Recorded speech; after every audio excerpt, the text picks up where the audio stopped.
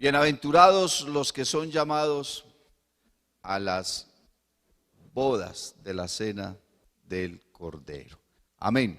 Gloria al Señor Jesús. Nuevamente, nuestro saludo para todos y cada uno de ustedes en el nombre del Señor, para todas las personas que están frente a su pantalla. Les saludamos en el nombre del Señor Jesús. Gracias a Él por permitirnos estar aquí en esta hora y poder hacer y cumplir su propósito y hacer su voluntad. Amén. Por favor, hermanos, abran su Biblia, libro de Apocalipsis, capítulo número 2.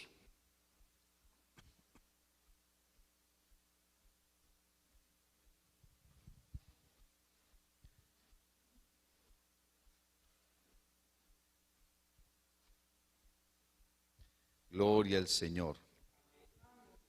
Apocalipsis capítulo número 2 dice el mensaje a Esmirna. Amén. Y escribe al ángel de la iglesia en Esmirna, el primero y el postrero, el que estuvo muerto y vivió, dice esto: yo conozco tus obras y tu tribulación y tu pobreza, pero tú eres rico, y la blasfemia de los que se dicen ser judíos y no lo son, sino sinagoga de Satanás. No temas en nada lo que vas a padecer. He aquí, el diablo echará a algunos de vosotros en la cárcel, para que seáis probados, y tendréis tribulación por 10 días. Sé fiel hasta la muerte, y yo te daré la corona de la vida. El que tiene oído, oiga lo que el Espíritu dice a las iglesias. El que venciere no sufrirá daño de la segunda muerte. Gloria al Señor. Deje la Biblia en su puesto, vamos a orar, vamos a invocar este nombre, que es sobre todo nombre. Aleluya. Dice la Biblia que ante ese nombre se doblará toda rodilla, de lo que hay arriba en el cielo y abajo en la tierra. Amén. Y toda lengua tendrá que confesar que Jesucristo es el Señor. Y creo que es mejor confesarle ahora que no tener que hacerlo después en otras circunstancias. Ahora lo hacemos con gozo, con alegría, con conocimiento, con salvación. Amén. Pero los que tendrán que hacerlo en el futuro no lo harán con tanto gozo y lo harán bajo condenación. Pero todos los seres humanos tendrán que declarar con su boca, confesar con su boca que Jesucristo es el Señor. Por favor, cierre sus ojos, levante sus manos, invoque el nombre del Señor Jesús. Padre celestial, te adoramos, te bendecimos. Oh Cristo bendito,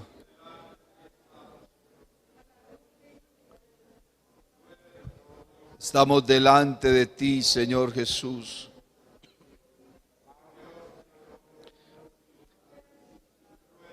Oh Padre mío,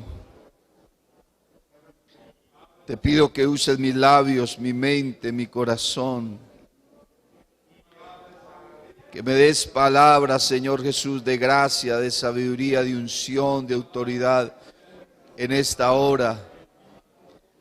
Señor, este mensaje, este alimento, este pan, este maná que viene para tu pueblo, Señor Jesús.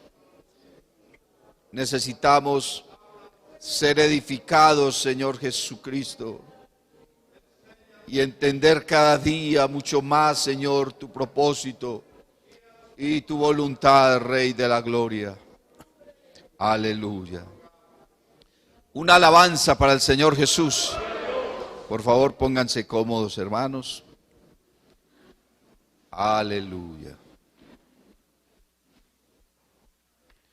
Gloria al nombre del Señor Jesús. Esmirna, mis amados hermanos, era una ciudad Amén. Del Asia Menor.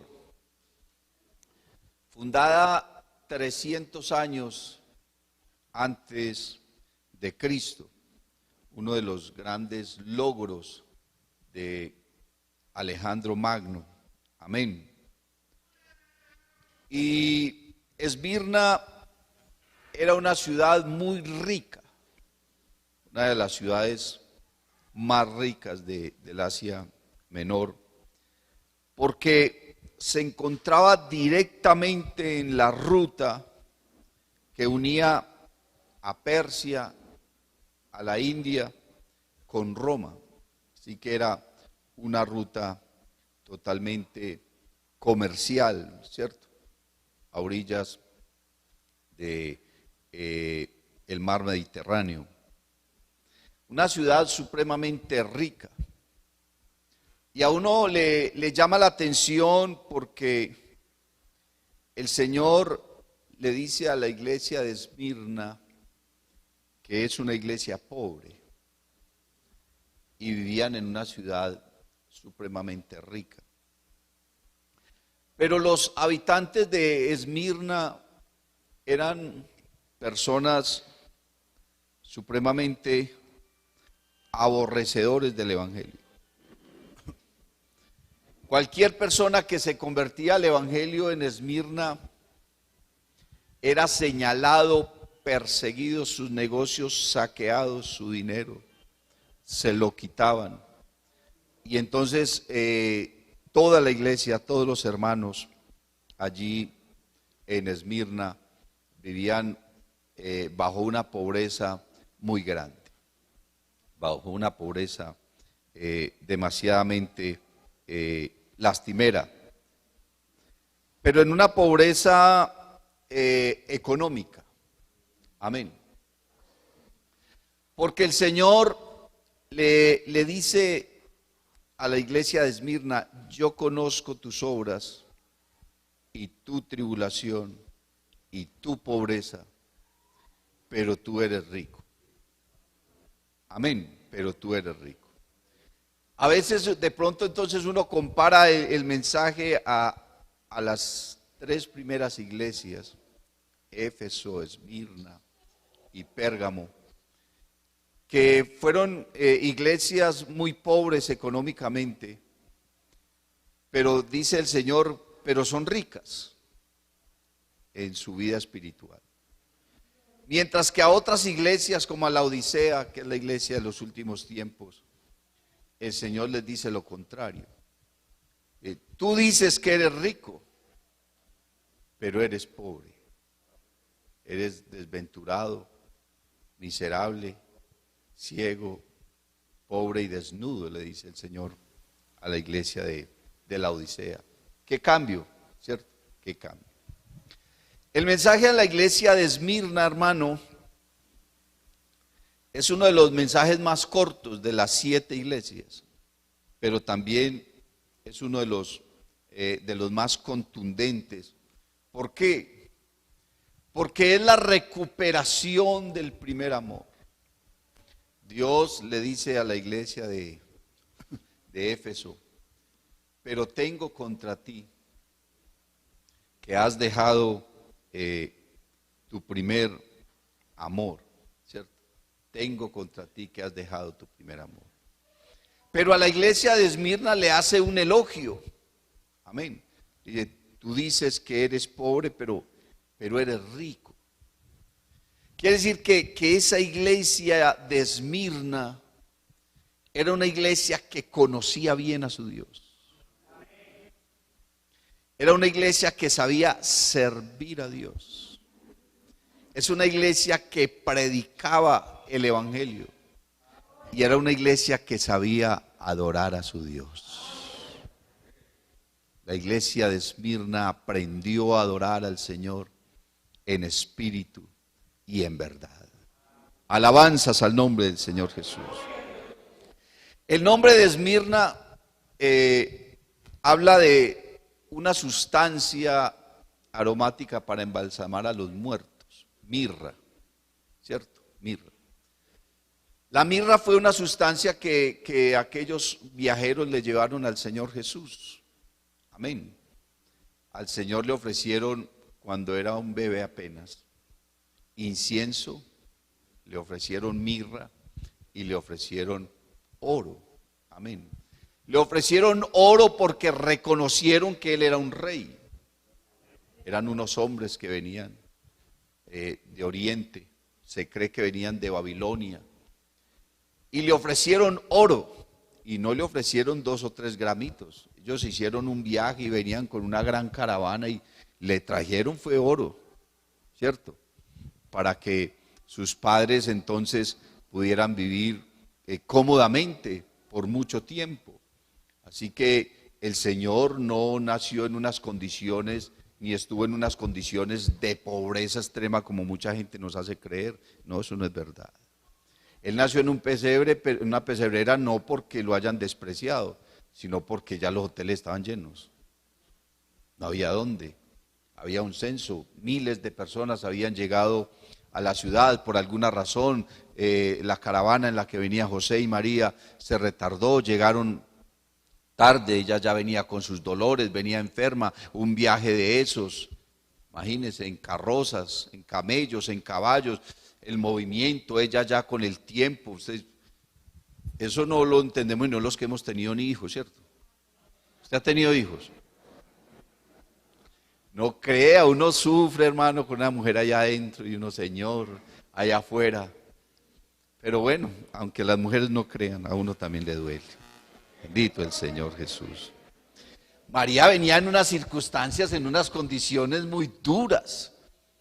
Ya pues, con sus 9 meses en proceso de parto y enseguida llegaron a la ciudad tarde, no había hospedaje en ninguna parte. Alguien de buena gente les ofreció esa pesebrera, ¿cierto? Y a los días entonces llegaron aquellos magos, dice la palabra, y le ofrecieron al niño incienso, mirra y oro. El oro se lo ofrecieron porque reconocieron que era un rey. ¿Dónde está el rey de los judíos que venimos a conocerlo? Y por ese saludo pusieron en tela de juicio a todos los niños de aquel lugar y por esa razón y por ese saludo mataron a todos los niños. Cuando ellos no vengan saludando así, pues entonces el emperador no hubiera mandado a matar a todos los niños. ¿Cómo así que nació un rey? ¿En dónde? Mandó a matar a todos los niños. ¿Dónde está el rey de los judíos que venimos a conocerle? Le ofrecieron oro porque reconocieron que era un rey. Le ofrecieron incienso porque sabían que ese ser que había nacido era Dios. Porque el incienso es símbolo de la oración. En el tabernáculo no se ofrecía sino incienso. Porque eso representa las oraciones que suben a la presencia de Dios. Y ellos le ofrecieron incienso. Incienso no se le ofrecía sino a Dios, no más. Es decir, que aquellos hombres que venían a conocer al rey de los judíos sabían que ese niño era Dios que se había manifestado en carne. Y que aunque era un niño, escuchaba la oración, sustentaba su creación, respondía a la oración y le ofrecieron incienso. Bendito el nombre de Jesús. Pero le ofrecieron mirra, esencia aromática para embalsamar a los muertos. ¿Sabe que al Señor le ofrecieron ese tipo de aromas? En 3 ocasiones se las ofrecieron. Una de esos magos que fueron allí le ofrecieron mirra. En segundo lugar, cuando él inicia su ministerio, María Magdalena entonces derrama un perfume sobre los pies de Jesús, simbolizando el inicio de su ministerio. Amén. Y en tercer lugar, 1 o 2 días antes de morir, María, no Magdalena, sino la hermana de Lázaro, derrama un perfume no sobre los pies del Señor, sino sobre su cabeza, porque era para ungirle para la muerte. La mirra se le ofreció al Señor porque aquellos magos sabían que ese ser que había nacido iba a morir por causa de la humanidad. Y entonces apenas acabando de nacer y ya lo estaban ungiendo para la muerte. Sabían a qué venía. Amén. Bendito el nombre del Señor. El nombre de Esmirna significa mirra. ¿Por qué? Porque Dios escogió esa ciudad particular para representar este periodo de la iglesia a causa del sufrimiento que la iglesia iba a padecer, porque en ninguna época, en ninguna parte de la historia, la iglesia ha sufrido tanto como en el periodo de Esmirna. La iglesia de Esmirna va desde el año 100 hasta el año 312 después de Cristo. Amén.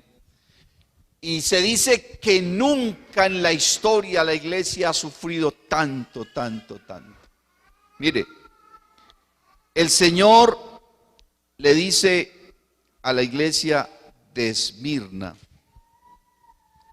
no temas, en el verso 10, en nada lo que vas a padecer. He aquí el diablo echará a algunos de vosotros en la cárcel para que seáis probados. Y les dice, y tendréis tribulación por 10 días.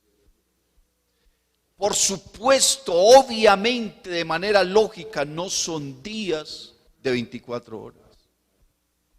Simplemente están representando 10 periodos de tiempo diferentes. Usted sabe que cada uno de nosotros pasa por diferentes épocas. Y en cada época uno tiene circunstancias diferentes, ¿cierto? Yo recuerdo el periodo en que estaba recién convertido y por allá había una hermana que estaba muy enamorada de mí. Me llamaba, me buscaba, me visitaba allá en el cuartel, en el ejército, ¿cierto? Bueno, gloria al Señor Jesús, fue un periodo de noviazgo muy hermoso, pero luego vino el matrimonio, es otro periodo diferente. Luego iniciamos el ministerio, fueron viniendo nuestras hijas y uno va pasando periodos de tiempo diferentes y circunstancias diferentes. Usted tiene memoria y recuerda diferentes periodos de su vida, unos con más agrado, otros no. El Señor le está hablando a la iglesia de Esmirna de 10 periodos diferentes. Algunos estudiosos de la palabra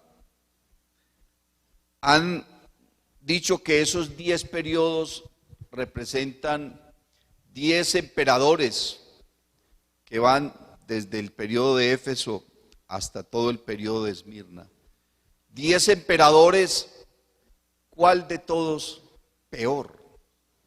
Vea, el primero de ellos fue Nerón, que reinó del año 54 al año 68, quien mató al apóstol Pablo y crucificó al apóstol Pedro. Domiciano, del año 81 al año 96, quien exilió al apóstol Juan a la isla de Patmos y lo echó a una caldera con aceite hirviendo. Luego vino Trajano, del año 98 al año 117, que liberó a Juan, pero igual siguió persiguiendo a la iglesia. Luego vino el emperador Marco Aurelio, que reinó del año 161 al año 180. Luego vino, el emperador Severo, del año 193 al año 211. El emperador Maximino, del año 235 al año 238. Decio, del año 249 al año 252. Valeriano, 253 al año 260. Aureliano, del año 270 al año 275. Y finalmente el peor de todos, Diocleciano, del año 284 al año 305. 10 emperadores que persiguieron la iglesia, la atormentaron, la afligieron. Estaba leyendo por allí un documento, hermano, acerca de esa época y se cree que murieron más de 5 millones de cristianos en los circos romanos, en la hoguera, decapitados, crucificados, devorados por fieras. Dicen que algunos los cubrían con pieles para que los perros los torturaran y finalmente los mataran. Se dice que era ese espectáculo en el circo romano tan impresionante de ver cómo las fieras devoraban a tantos cristianos, que muchos de ellos simplemente se abrazaban por familias y empezaban a orar y empezaban a cantar mientras las fieras los devoraban. Y eso impactaba tanto a las personas que muchos de los que estaban allá en las graderías se tiraban allá y decían: yo también quiero ser cristiano y qué importa que me muera aquí. Y se hacían matar ahí. Nunca la iglesia había sufrido tanto. Pero una de las cosas que se propuso el emperador Diocleciano fue acabar con la palabra de Dios. Mandó sus soldados por todo el imperio a reunir la cantidad máxima posible de Biblias y todas las quemaban. Miles de copias de la Biblia eran quemadas, sabiendo que una Biblia en esa época, para tener una Biblia había que trabajar un año para poder comprar una Biblia. Y entonces aquel hombre mandó a quemar todas las Biblias. ¿Y sabe qué se propusieron los cristianos de Esmirna? A escribir la Biblia. Y escribieron tantas copias de la Biblia que el emperador Diocleciano, quemando Biblias, no daba abasto para la cantidad de Biblias que se estaban escribiendo. Esos hermanos todos se propusieron y se dedicaron, quizás más que a predicar, más que a evangelizar, a escribir la Biblia y a escribir la Biblia. Y por cada Biblia que quemaban, se escribían 4 o 5. Y aumentó. Y también dice la historia que nunca antes, en proporción a la población mundial, se convirtió tanta gente al evangelio como en el periodo de Esmirna. En proporción al número de la población. Quiere decir que la cantidad de cristianos, hermano, que hubo en el periodo de Esmirna fue abundante. La iglesia que recuperó su primer amor, la iglesia, hermano, gloria al Señor Jesús, que supo adorar a Dios, que supo exaltar a Dios. Mientras Dios le dice, hermano, a la iglesia de Éfeso: tengo contra ti que has perdido tu primer amor, que has dejado tu primer amor. El Señor le dice a la iglesia de Esmirna: yo conozco tus obras y tu tribulación y tu pobreza, pero tú eres rico. ¿Cómo estaba esa gente delante de Dios? ¿Cómo estaba esa gente en la presencia de Dios, hermano? Sabían adorarlo, creció el evangelio. Bendito el nombre del Señor Jesús. Bendito el nombre del Señor Jesús. ¿Quién da alabanza al Señor? Una iglesia floreciente, una iglesia maravillosa. Aleluya. Estaba mirando, hermano, acerca de la iglesia de Esmirna. El mensaje de Cristo a la iglesia y la manera como el Señor se presenta. Si usted mira cada una de las iglesias, a partir del verso 9 del capítulo 1 hasta el verso 20, Dios se le presenta a Juan y se le presenta mostrándole diferentes facetas de lo que el Señor es. A la iglesia de Éfeso le dice: el que tiene las 7 estrellas en su diestra, el que anda en medio de los 7 candeleros de oro, dice esto. Amén. Quiere decir que el Señor se le presenta a la iglesia como el proveedor, como el sustentador, como el guardador de ella, porque los 7 candeleros, dice el mismo libro de Apocalipsis, que son las 7 iglesias, que el Señor siempre está en medio de ella. Pero a la iglesia de Esmirna se le presenta primero diciéndole: yo soy el primero y el postrero. Se les presenta como el eterno. Amén. Pero también les dice: el que estuvo muerto y vivió. Dice esto, aleluya. Y en el verso 10 les dice: no temas en nada lo que vas a padecer. Dios de una vez le estaba diciendo a la iglesia de Esmirna lo que iban a sufrir. Amén. Lo que iban a padecer por todas las circunstancias duras que iban a pasar cada uno de ellos.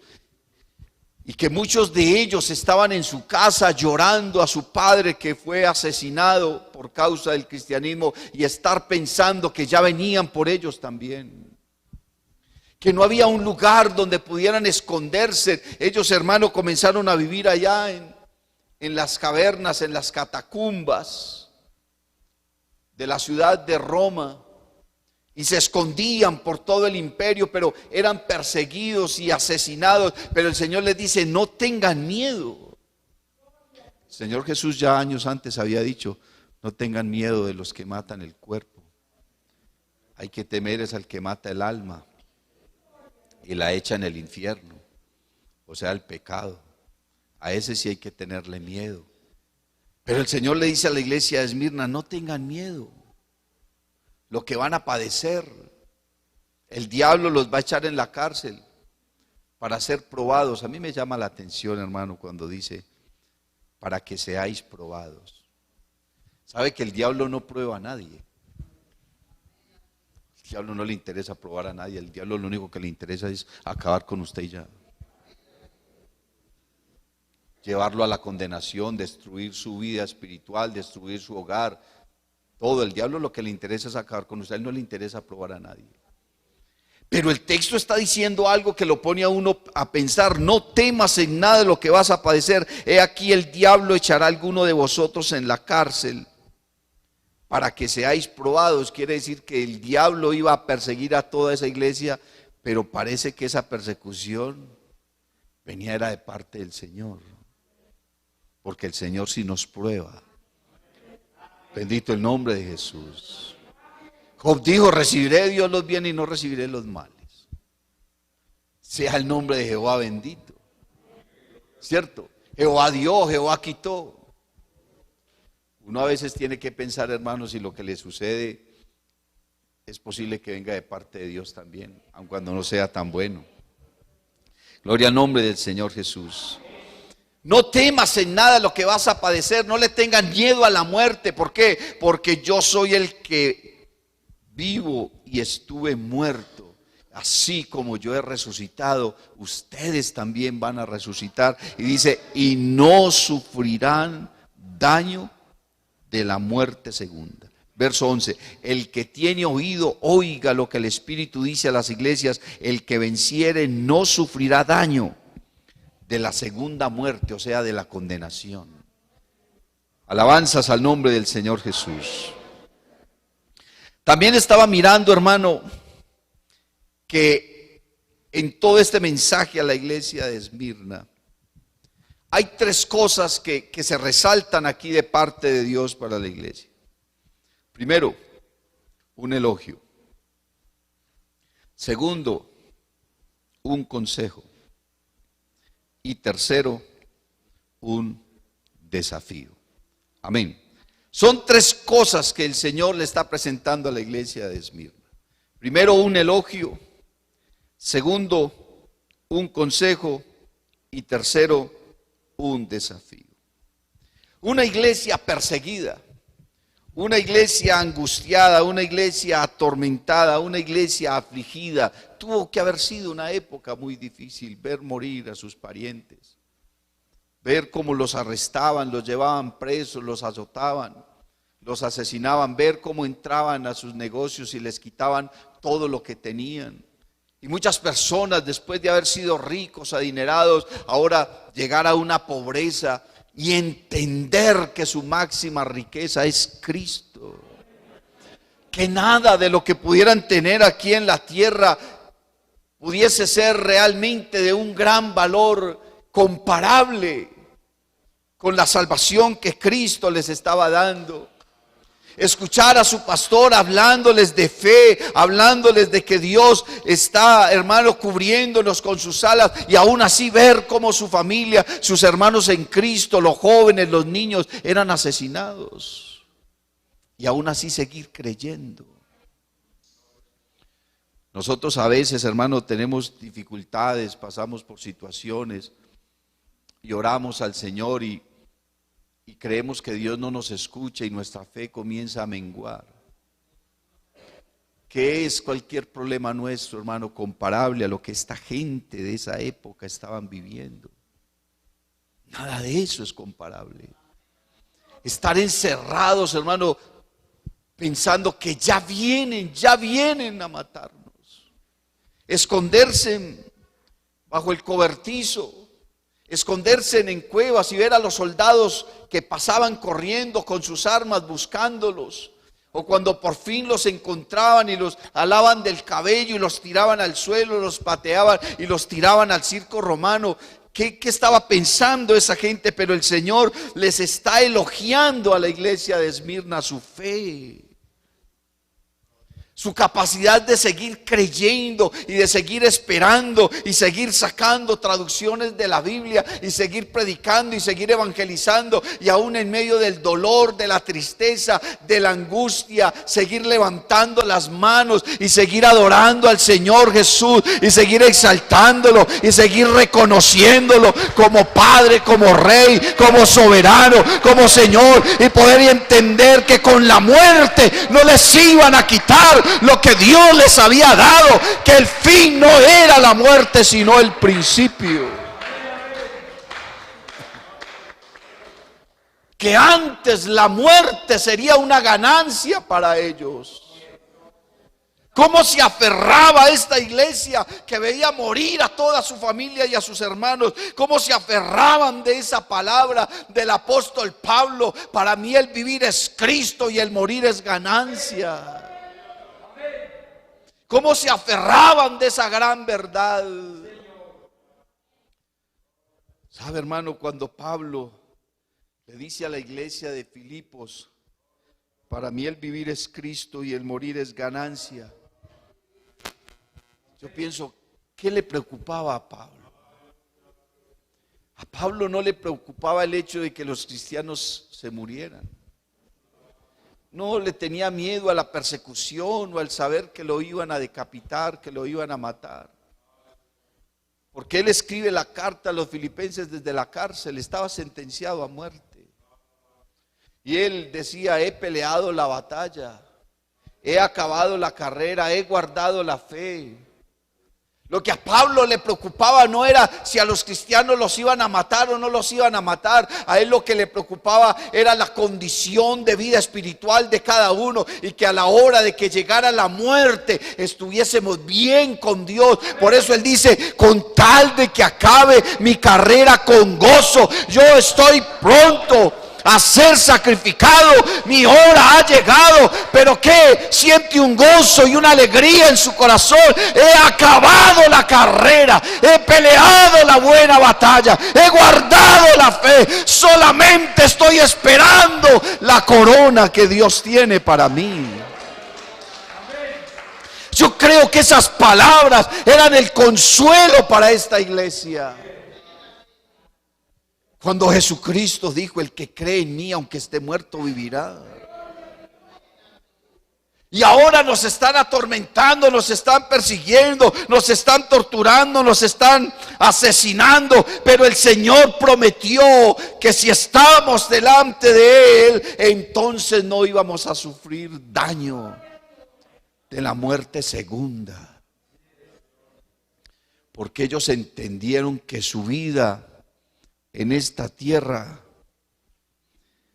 era solamente un ratico, porque entendieron que su paso por esta tierra era solamente un momento.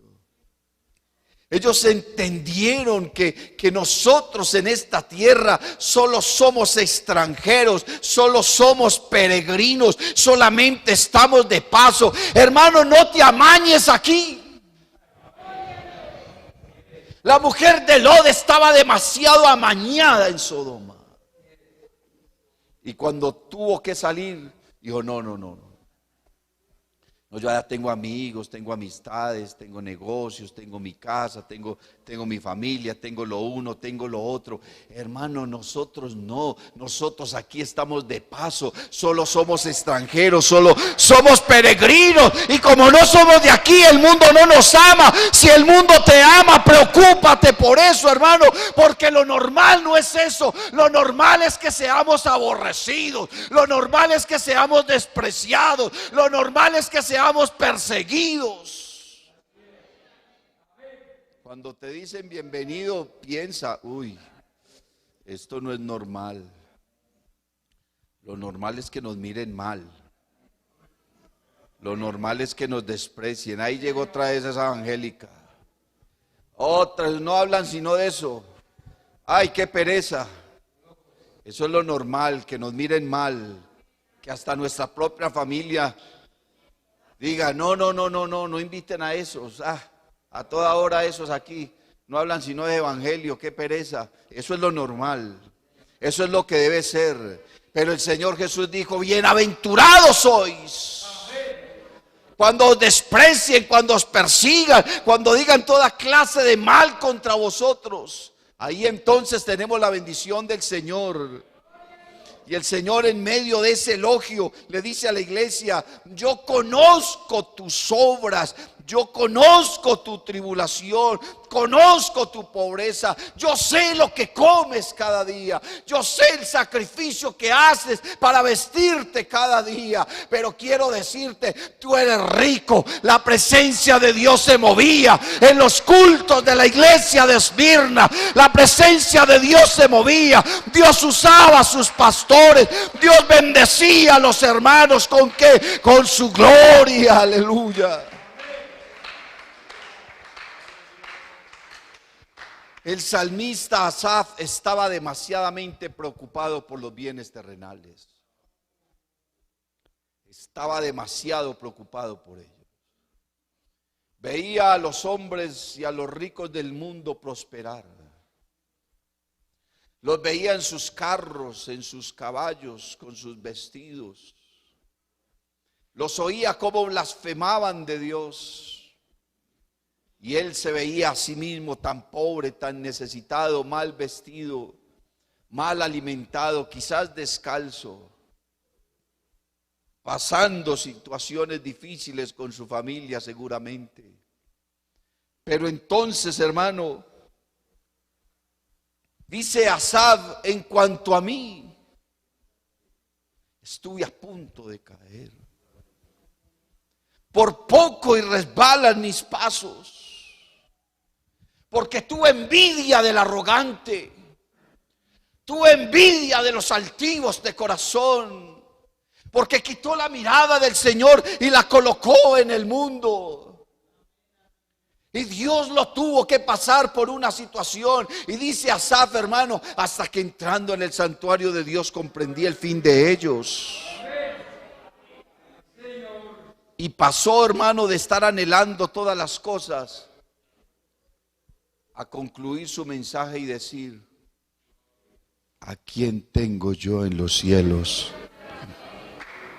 sino a ti? Y fuera de ti nada deseo aquí en la tierra. Él entendió que su máxima riqueza es Dios. La iglesia de Esmirna entendió que no importa lo que tengan que padecer, su máxima riqueza es Dios. Sin embargo, eres rico, le dice el Señor a la iglesia. Oh, esa iglesia sí sabía adorar. Esa iglesia sí sabía orar. Esa iglesia sí sabía predicar. Conocían tanto la palabra de Dios que la escribían.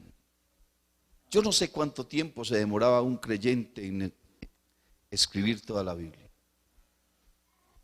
Y a nosotros nos da dificultad leerla.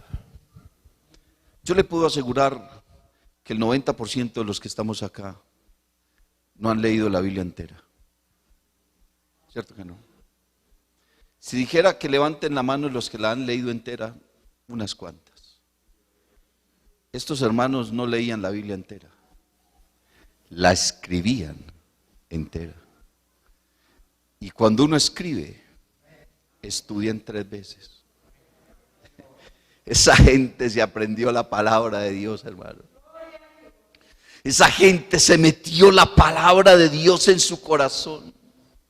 Esa gente entendió el valor de una Biblia.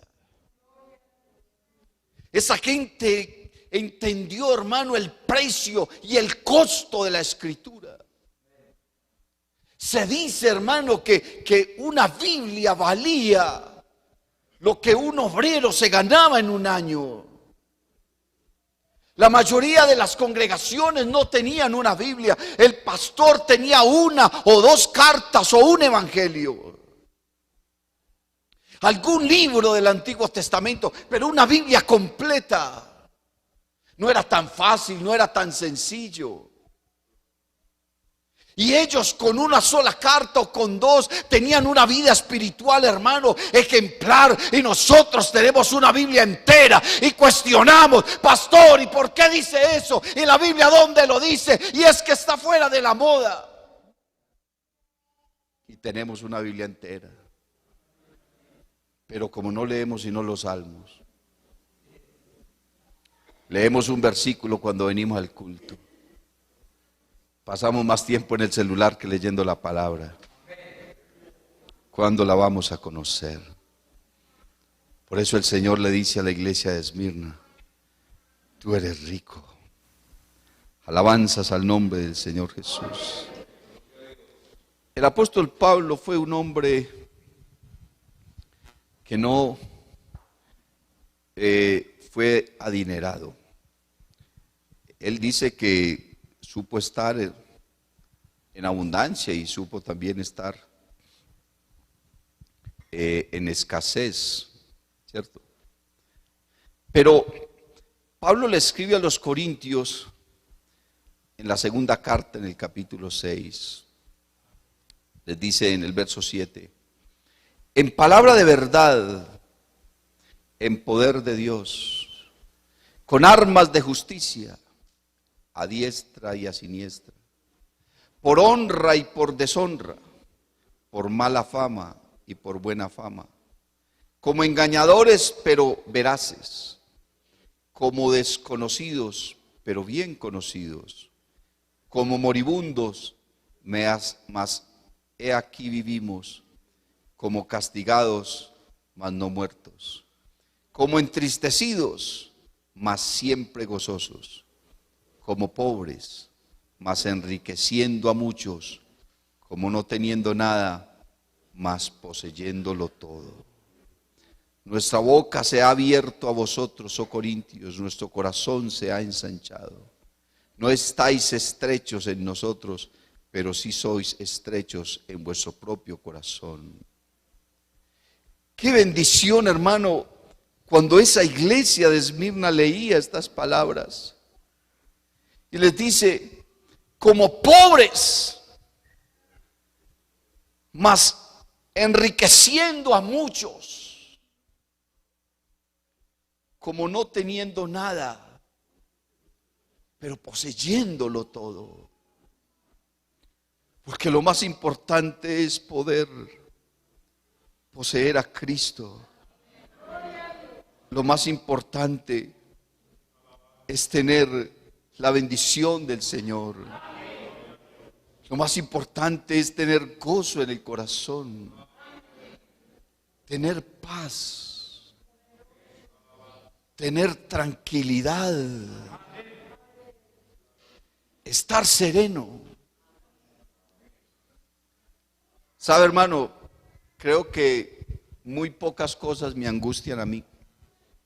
Mi esposa dice amén. Todos los días me dice: es que usted no estresa por nada. Bueno, tenemos que aprender a descansar en Dios.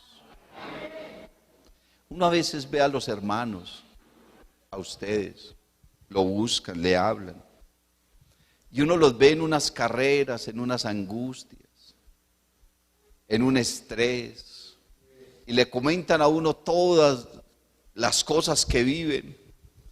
Y a veces uno piensa en sí mismo, si aprendiéramos a confiar en el Señor, no estaríamos en ese estrés, en esas carreras, en esa angustia.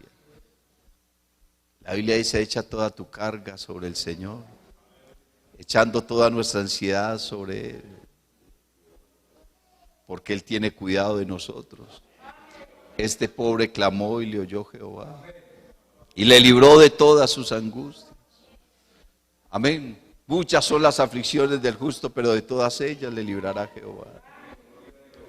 Si algo he aprendido yo, hermano, en 30 años de vida cristiana y en 24 años de ministerio, es aprender a confiar en el Señor y a descansar en Él, a reposar en Él.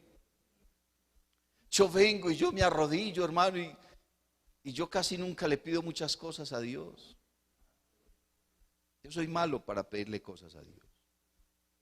Yo me arrodillo y le doy gracias. Lo que más le pido es que tenga misericordia de mí, que no me deje perder, que no me deje desviarme del camino. Le pido al Señor por la iglesia, le digo, Señor, mira tu iglesia, dame sabiduría para hablarles. Con la mayoría de los que están aquí quizás nunca he hablado, pero Señor, si usted me da palabras, les puedo hablar desde el altar y desde el púlpito, y usted les dará palabra y se irán regocijados. Alguien en una ocasión con la cual no había hablado en mucho tiempo me dijo, hermano, Dios le bendiga, muchas gracias, qué bendición. Y yo, pues no he hecho nada por usted. No, es que Dios le ha usado y ha sido bendición para mi vida. Eso es lo que yo le pido al Señor. Yo digo, Señor, guarde mi familia, ayúdenme. Estamos en sus manos todo. Yo trato de confiar en lo que les he enseñado, en lo que les he dicho, en el ejemplo he procurado en mi corazón y en mi vida, a pesar de tantos errores y tantas faltas y tantos defectos que uno tiene, he procurado no darles un mal testimonio, y entonces yo me pongo en las manos del Señor y yo le digo, Señor, enséñeme a descansar en su presencia. Y me llegan problemas y me llegan una cantidad de cosas y yo simplemente le digo, Señor, ¿yo para qué me angustio? Esto está en sus manos. Yo soy su hijo. Yo soy su siervo. Tú eres mi Señor, usted es el que me sustenta, usted es el que me bendice, usted es el que me guarda, usted es el que me provee, usted es el que sana. Entonces, ¿para qué ando yo en carreras y en angustias?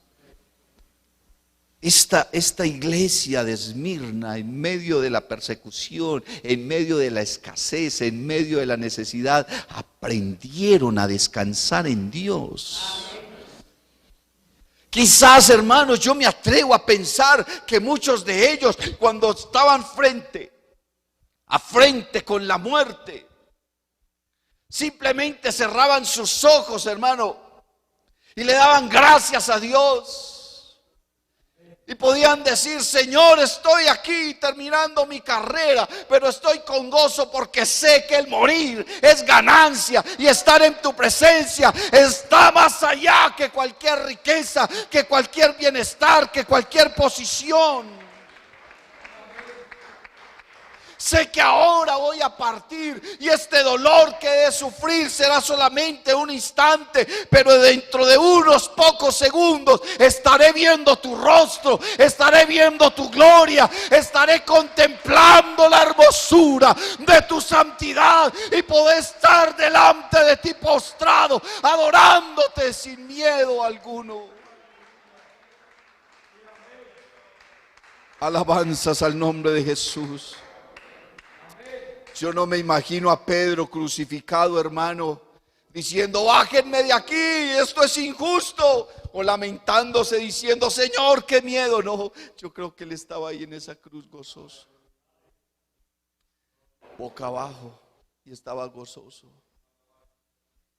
Se dice, cuentan, es una historia, anécdota, no sé de dónde saldría la historia.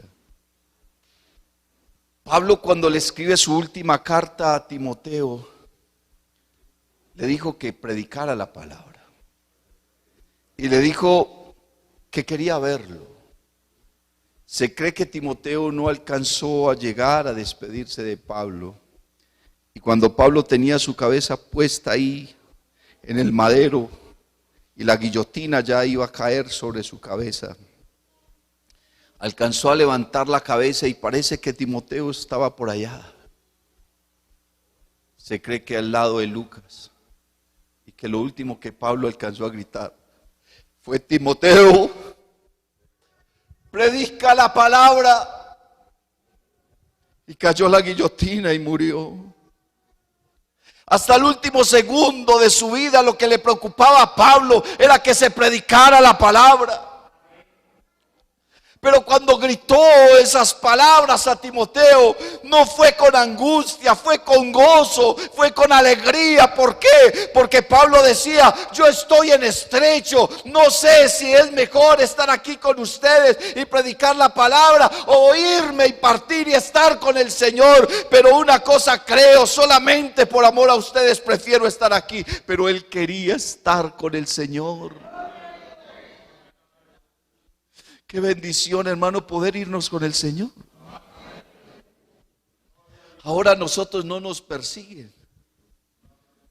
No hay leones que nos estén amenazando, no hay espadas. Tenemos lugares amplios y cómodos para predicar. Aquí no viene nadie a decirnos nada, estamos aquí contentos. Y saldremos a la casa y si Dios quiere volveremos esta semana. Porque no tenemos problema. Llegas a tu casa y abres la nevera, la alacena, y hay alimento, hay dinero para pagar tus gastos. Tienes lo que necesitas, estás enfermo y Dios te sana. Pero no estamos adorando a Dios en espíritu y en verdad como la iglesia de Esmirna. No lo estamos haciendo. ¿Por qué? Porque no estamos siendo perseguidos, porque estamos cómodos, porque estamos tranquilos. Tú dices que eres rico, pero eres un pobre, miserable, ciego, desventurado y desnudo. Haz las primeras obras y arrepiéntete, si no vendré a ti y quitaré tu candelero de su lugar. El que tiene oídos oiga lo que el Espíritu dice a la iglesia. Al que venciere, le daré que se siente conmigo en mi trono.